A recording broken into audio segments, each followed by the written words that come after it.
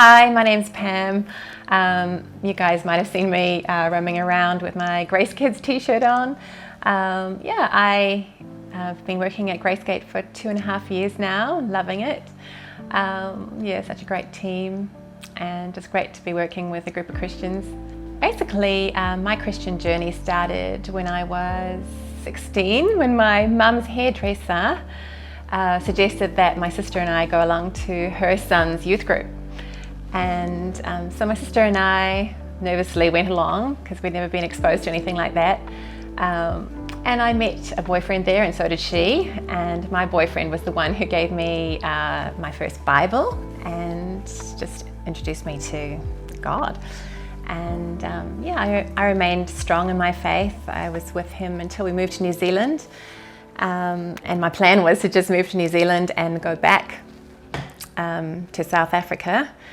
But I fell in love with New Zealand and got a job here, met a whole group of friends, not necessarily church friends, but at the age of 29, I found myself going through a divorce, which, was really not what I was expecting. I was hoping to have had kids by then and just start for a family, but I just knew we couldn't bring a family into that situation. It was pretty bad. I took a turn for the worse. Very foolishly decided to go against everything that I had, all my beliefs, going to church, listening to Christian music, decided I didn't want anything to do with Christian men anymore, and didn't want to pray. I actually said to God, I'm not praying to you, and I didn't for 4 whole years. I actually was suffering a really painful condition called chocolate cysts. It's basically a form of endometriosis, which is more commonly, it's like a very severe form of that. I needed 3 surgeries for that, which was a really scary time of my life because I needed the surgery so urgent. I didn't even have time to go onto the public waiting list, so I had to pay for it myself, which all up it was about $30,000, and I had just come out of a separation and had I didn't have much at all. After the first surgery, I was just literally being wheeled out of theatre, and I've been told, sorry, it wasn't successful, we're going to need another surgery. And I got the most amazingly timed phone call that I will never forget. It blew my mind. It was my then modelling agent, because I used to do some modelling work, and she was telling me how a modelling job that I had done a whole year earlier had been selected to go on billboards worldwide, and it was going to be the biggest paying fee that I'd ever received from any modelling job. And once she told me, I said to her, do you know where I am? I've just been wheeled out of theatre, and I've just been told I need another operation, which is going to be another $10,000, which I didn't even have, $10,000 for the first operation. So it was God providing, and it meant so much to me because I really felt like he was saying, hey, you just get better, breathe, I've got you. And that always makes me teary. But so Grant and I got engaged, and we'd been living together for 18 months. And we were on the waiting list actually for IVF because my doctors had told me that I would never have children naturally, and it was, going to be a real push to have children with IVF, but we thought we'd give it a try. And we'd been on this waiting list for 6 months, and had just found out that I'd been accepted for IVF, and I felt God calling me back in a big way. And I just knew in my heart that I needed to move out because we had been living together, and I knew that we needed to wait before we tried for a baby, I was torn between fear and faith. I just remember fear or faith. Are you going to have faith in this God that you know is calling you back, or are you going to hang on to fear of losing this house and this relationship and your place on the waiting list? But I knew that, I needed to obey and be obedient. I started going to a life group up the road from where we are now. It's just kind of like trying to grapple with that. And eventually I was just like, no, I've got to end this relationship, give back the engagement ring, and move out and ground myself with God. And I did. And I just felt that peace that I hadn't had for so long. But the other option was torture. It was quite unbearable, really, for so long. I just spent the next 4 years just living on my own, grounding myself in God, going for every course I could at church, and just serving. But God gave Grant back to me after those 4 years of separating, and I think we dated for about 9 months before we got married. And through all those years, I'd sort of put aside my desire for a baby, and entered that marriage thinking it's not really going to happen. Years have gone by since the doctor said it was impossibility. And I was at that stage 38 when we got married, and I was married for a month, and God placed a miracle baby in our lives, and I now have this beautiful, healthy boy, and conceived him naturally. It was the biggest miracle of my life. And since then, we've lost a baby, which hasn't been easy, but I'm just so grateful that I became a mum. And it was a complete surprise to both of us. But God is so good, and He's totally provided financially, with my dreams, and just blessed me. But sometimes it just takes taking that first brave step, and in obedience, and He honors that. Facing the future is wonderful, because I have lived enough life to know that God will catch me no matter what. If I look back on everything I've been through, and I can see that He has called me every time. He has provided for me every time. He has wrapped me in His love every time, made Himself audible to me, when I needed Him most. And just surprised me even with my deepest dreams. And I guess, I came so close to falling away from God and missing out on everything that I experience in my relationship with Him now. And I guess my encouragement to you is, don't let disappointments get to you so much that you just go, that's it, God, turning my back on you, I'm never coming back. Or even just losing faith completely on life. Your best life is with God, and allowing Him to fill you up and be the driver at the steering wheel, and He wants to give you good things. He's not a mean Father. He is a very loving Father who wants to provide. He wants to give you the best, your best life. And it might not be easy road, but it's the one that's going to develop the most character in you, and allow you to shine to others and be compassionate to them, and understand them and help them along the way, which is His heart.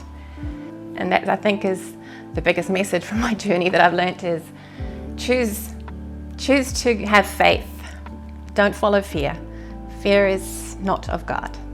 There's no room for God in fear. And once you realize how much God just truly loves you, you know there's no room for fear in that. And yeah, you can go boldly into the future. Is Pam around? No. And the baby's okay. She said she might pop in, but if for those who don't know, Pam, she's in our Grace Babies.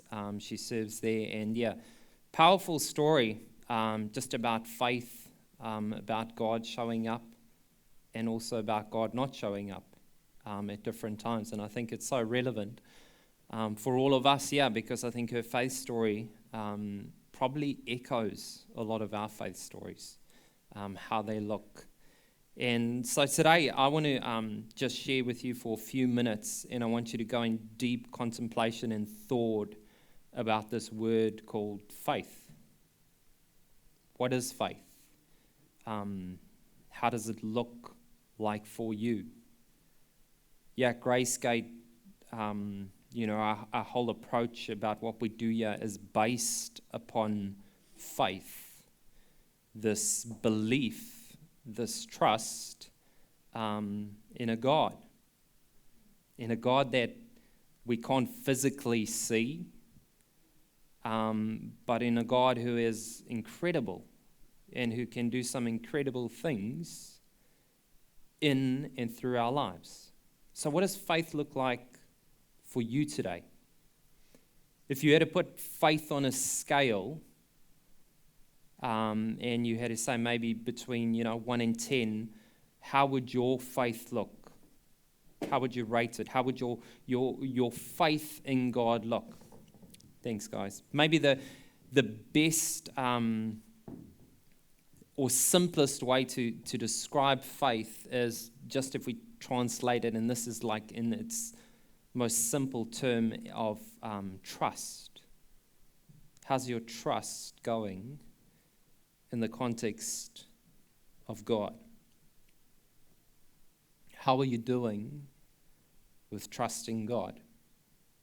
How are you doing with trusting God with some of the circumstances that you're navigating through today? How are you going and trusting God with the circumstances of, maybe a relationship? Maybe things aren't looking that great in the context of your work environment. Maybe it's in the context of parenting. Maybe it's in the context of some struggles, health. So where's your faith? How strong is your faith in those circumstances? One of the things I loved that Pam just shared, and I wrote it down, it's this. It's that don't let disappointments get to you so much that you just go, that's it, God. I'm turning my back on you and never going back. And read that again. Don't let disappointments, don't let circumstances get to you so much that you just go, that's it, God. I'm turning my back on you and never going back.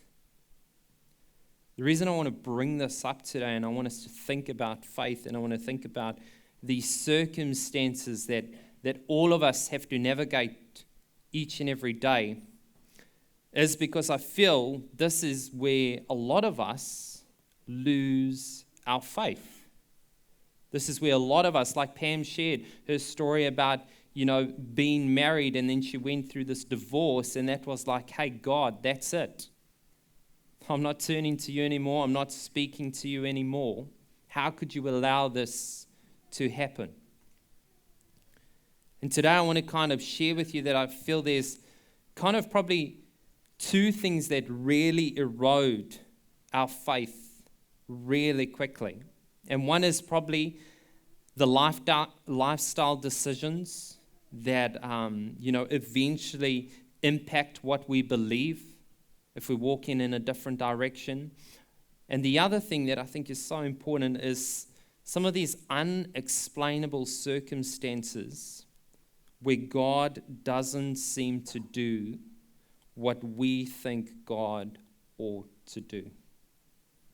I mean, this morning we've been singing these songs about miracles, about God who can move mountains. But what happens when we're trusting in Him, when we're praying to Him, when we're asking Him to do something in our life, and yet still we're not seeing anything happen?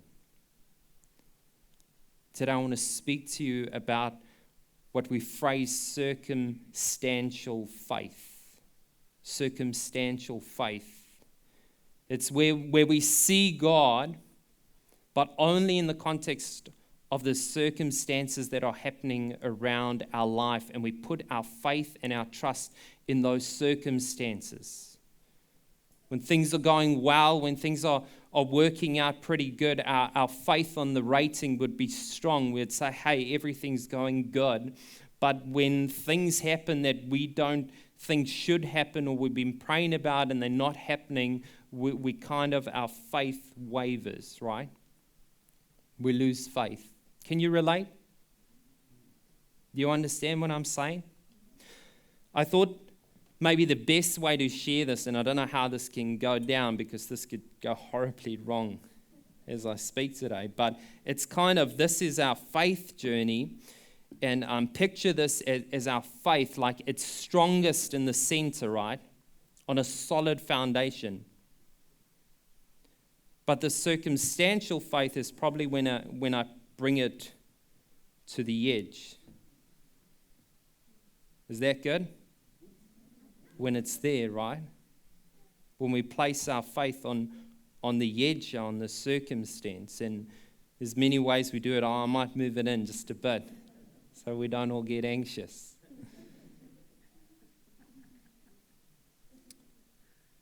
But to some extent, all of us, at some point in our faith journey, are basing our faith on these circumstances in our life.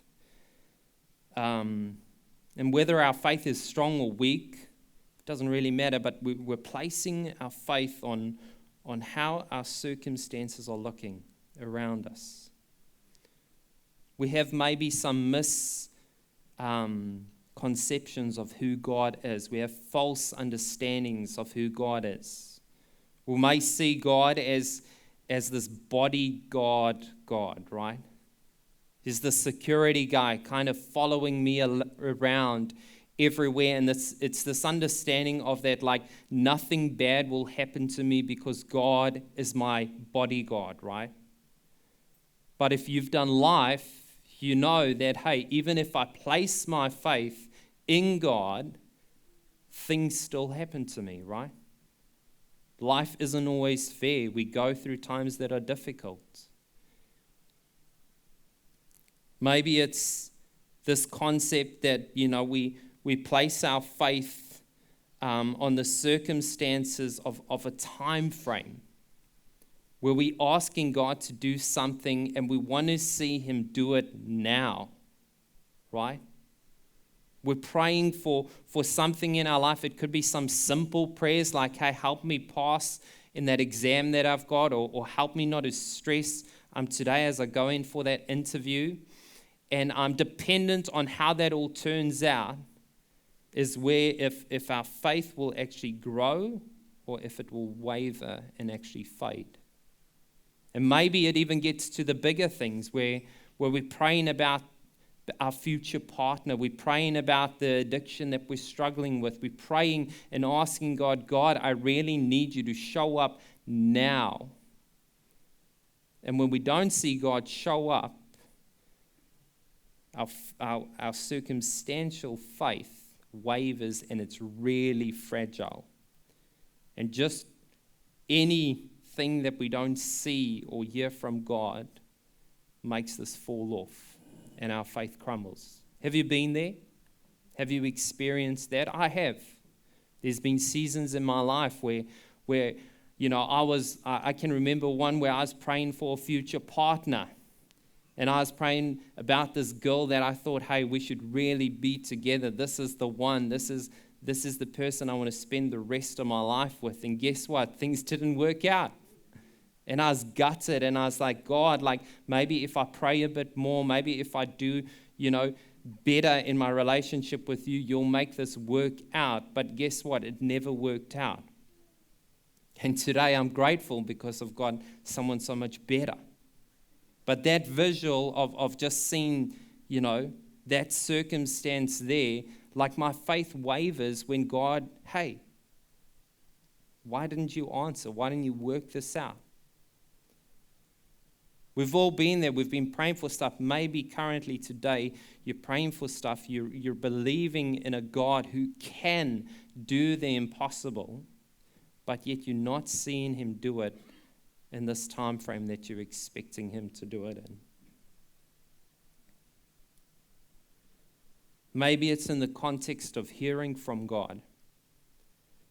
Maybe you have this understanding or this relationship with God that you feel so confident that God has shared something with you, and you're almost going around and sharing with everyone that, hey, God has said this is going to happen in my life. And I think that's quite a very, audacious place to be in. I do think God communicates with us. But when we're so confident that we've heard exactly what God has said to us and we're believing it, and then it doesn't work out, then we're again at this circumstantial faith that if that doesn't work out, it's just going to tip and fall off. So what do we do? How do we navigate faith? How do we trust in a God who is there all the time, but yet at the exact same time we know life isn't just always sunshine and roses?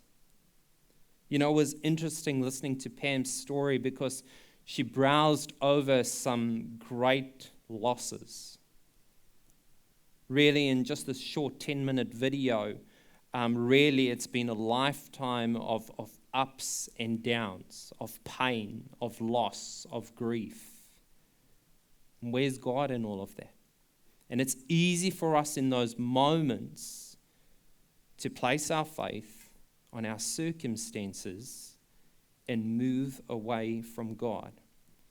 But Pam's encouragement to us today was, don't let the disappointments or the circumstances allow you to turn your back on God.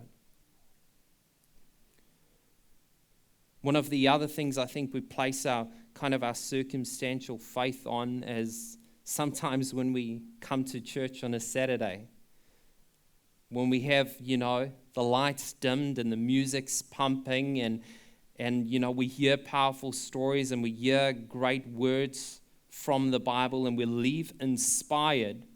And just like, man, that felt so good. But guess what? That doesn't happen every Saturday, yeah? Some Saturdays you might come here and you might leave still feeling quite empty.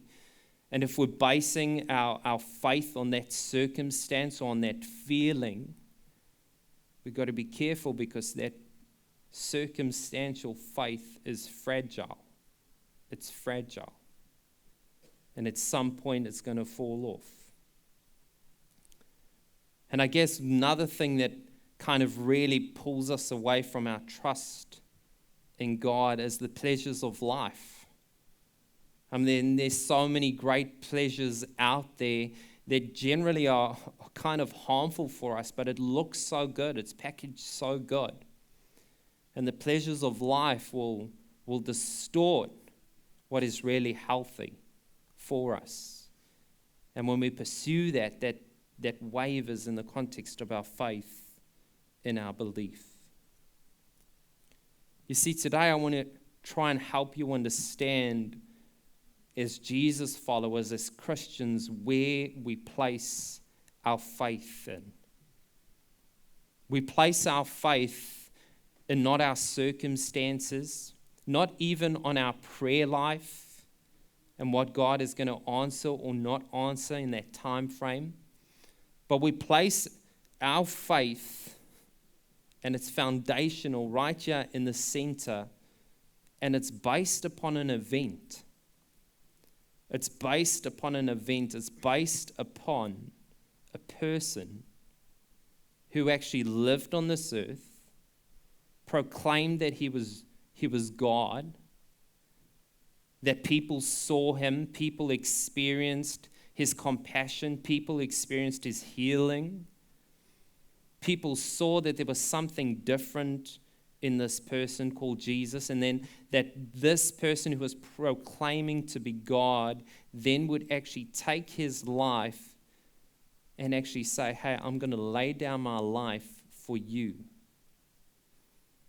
And then when he would lay down his life for us on the cross, he would actually be resurrected. And those who knew him, guess what? When he was on that cross dying, their faith was on the circumstances. It was fragile, and they lost all their hope because they thought, man, what has happened? I thought he was God. I thought Jesus said, like, this isn't going to happen the way it did. And all of them lost their faith. But you see, where they regained their faith was on when they understood and when they actually saw that Jesus, who witnessed him on the cross dying, was resurrected from the grave. And those who were closest to him saw him. And they would go and share this with others. There were apparently about 500 other followers who saw Jesus in the flesh before he ascended to heaven. And because of them, that is what our faith is based upon. Eyewitnesses who saw Jesus live on this earth, pay the price for our sins, and be resurrected again. You see, the reason this matters is because when we put our faith in Jesus, it's a solid faith. It won't waver. But when we put our faith in circumstantial things, we'll always move on a scale back and forth. The crazy thing about this is that so many Jesus followers kind of lost all their faith at different times because their faith was placed on their circumstances. There's a time where a lot of Jews had just become Jesus followers, and they were actually they gave up everything to follow Jesus. They gave up their livelihood. They sold all their goods because they believed Jesus was coming soon. And so they sold everything. Their family even kicked them out the house because of their faith and their trust in Jesus. And it's at this time that one of the Jesus followers would come and encourage these Jews who became Christians. And we find that story in Hebrews, and I want to share with you what the author says about how he encouraged these people. This is what he says. He says, so then, Hebrews 4 verse 14, he says, so then, since we have a great high priest who has entered heaven. When they were listening to this, they were, where their circumstances had all fallen away. They had lost everything. They had lost their hope. They didn't know which direction to go in. And he encourages them and he says, hey, since we have a great high priest, nowadays in our church, we don't have a priest because we believe that Jesus is the only priest. He's the high priest. And for a Jewish culture, that would have been something so significant because the priest was the person who would kind of correspond with God for them. And he says, hey, we have a high priest who has entered heaven, Jesus, the Son of God. And then he says this to encourage them. He says, hey, let us hold firmly to what we believe. In other words, what he's saying is, hey, I want you to not let go of what you've seen with your own eyes, what you've experienced with your own eyes about who Jesus is. Hold firmly onto that. Hold firmly onto that. You see, the foundation of our faith, the foundation of this church community is not based upon its circumstances or people. It's based upon a person called Jesus Christ and what he has done for each and every one of us. Paul later on would try and help the church in Corinth. He'll try and encourage them and help them to see who this God is. And over the past few weeks, we've been speaking about Relentless, like how incredible God's love is for us. And he shares this whole chapter that many of us have probably read or heard at a wedding, 1 Corinthians 13, where he speaks about what love is. And basically what he's sharing is just identifying who Jesus is. But he gets to this point in 1 Corinthians 11 and he says this. He says, when I was a child, I spoke and thought and reasoned as a child. I like how he shares that. He says, I spoke and I thought and reasoned as a child. But then he says this, but when I grew up, I put away childish things. Now, I have just over a 1-year-old, and this is one of her favorite books. It's called Near, and it's basically a book just about Psalms 139 and God being near. I don't want to test myself now, but I could probably read it to you without even looking at it, because I've read it so much. But this is just a basic story about who God is, and that we read to Harper quite often. It says, God is my Father who made everything, and I'm a little explorer of the wide world. It says, he is near me and he protects me, he sees me and he knows me. He is strong and he looks after me. He is with me always.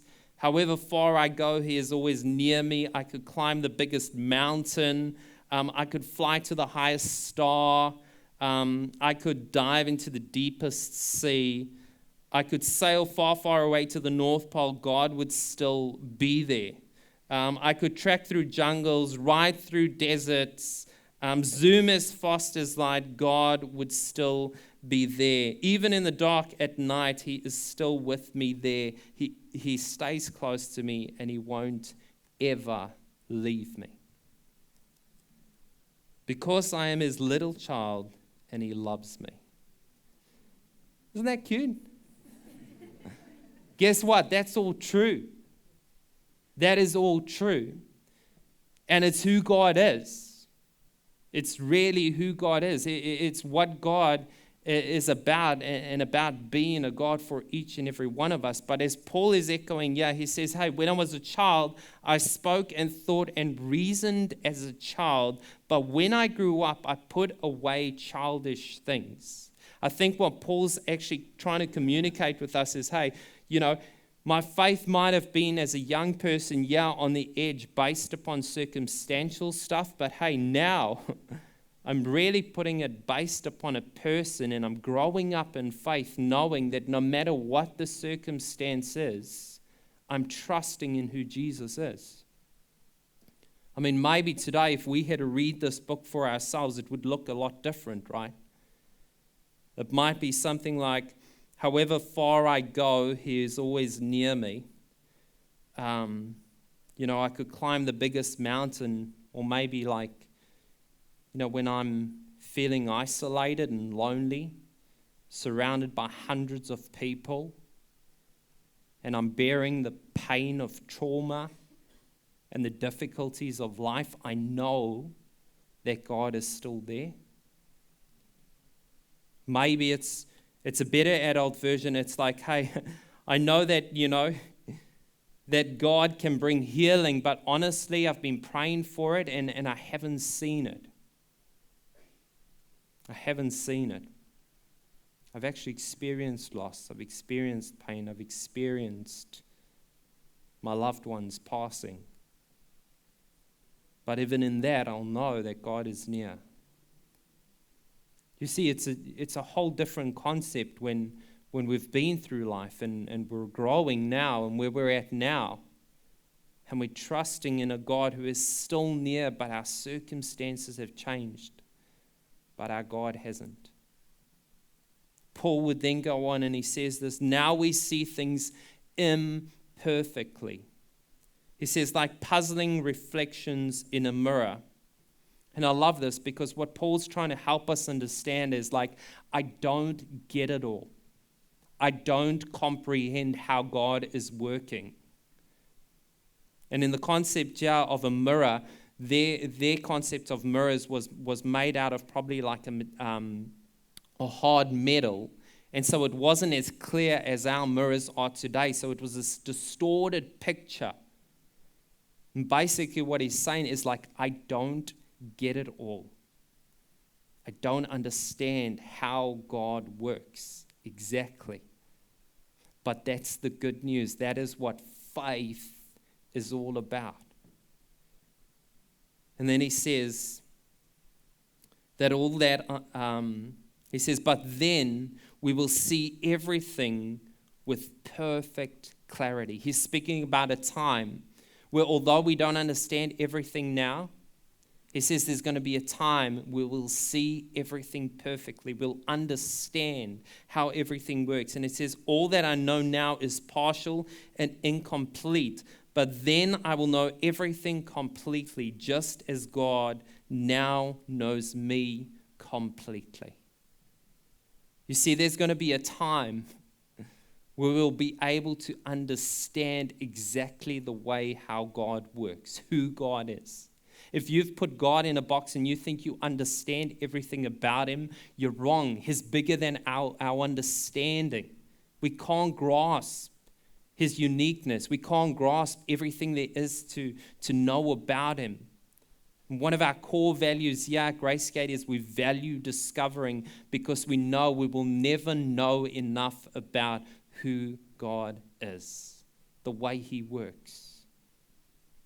But we will trust. And then lastly, he ends off like this. He says, 3 things will last forever: faith, hope, and love. And the greatest of these is love. Hey, one of the biggest ideas of people who place their faith in God is that they know he is a God of love. He's not a dictator. He's not someone who's just waiting to pounce on you when you get something wrong. But he's a God of love. And if we would only just put our faith and our trust in this person and not based upon our circumstances, we will see that he is faithful all the way through. This past week, I was at home, and Zalia, who was on stage earlier, my wife, she went on camp. And so for a few days, I had our 1-year-old all to myself, which was honestly the best time ever. I have a new respect also for my wife and everything she does during the day. And but it was an awesome time that I was hanging out. But this incredible thing happened this week, and that is that she started to walk for the first time. She took her first steps, right? And I was pumped. Obviously, my wife wasn't pumped because she wasn't there. But then I filmed it. But check this out. When I filmed it, she, took a few steps, and then she fell down. And as she fell down, I went to her. I grabbed her, and I picked her up. And I said, "Don't you ever fall down again." Okay? Think I did that? No. But you know what? That's how some of us believe God works. That he is someone, when we fall down, that he just wants to pounce on us, grab us and say, "Hey, you're doing it all wrong." No, God is relentlessly pursuing us with love. He cares about you. You've messed up. You've fallen. But he's there to say, "Hey, get back up. You're doing a good job. Just keep walking. Just one step at a time. Just trust me." Faith is about trusting God. This is really how it looked. I took a video and I said, I'll share it with you guys. But this is Harper's, not her first steps. This is her second steps. If we can get that on the screen.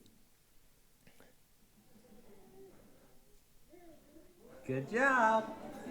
Good job, my girl. Oh, you're so good.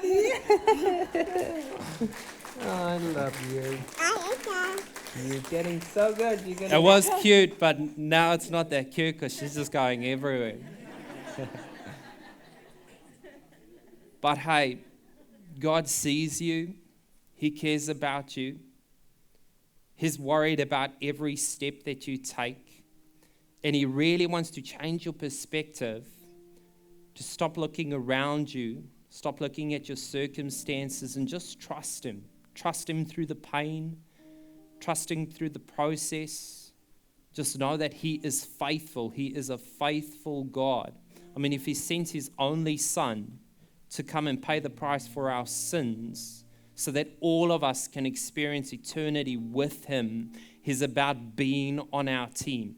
He wants us in. He wants to help us. And when we don't understand, when we can't comprehend everything, just keep trusting, keep trusting. There's a story about a guy called Joshua in the Bible who was leading the nation of Israel. And at one point, God actually asks him, He says, hey, I want you to actually send the Israelite army to walk around the enemy city, all right? This place called Jericho. And He said, hey, I want you to go and I want you to walk around that city, all right, 7 times. And imagine that, like you as an army general instructing your guys, hey guys, we're going into battle, and the way we're going to do it is we don't need any weapons. All that we need to do is actually walk around the city 7 times, and God says He's going to do something supernatural. I mean, I don't know about you, but I'll be like, what? Anyway, Joshua instructs his army to do this. And in front of them, they have this thing called the ark, which was kind of a sign of God's presence with them wherever they were. And they're carrying this, in front of the army as they walk around the city of Jericho. And just picture this. Imagine you walking around that city and you're on lap 1 and you're not seeing anything happen. You're not seeing your circumstances change. You're not seeing those walls come down. Like what I'd probably do is I want to abandon this mission, right?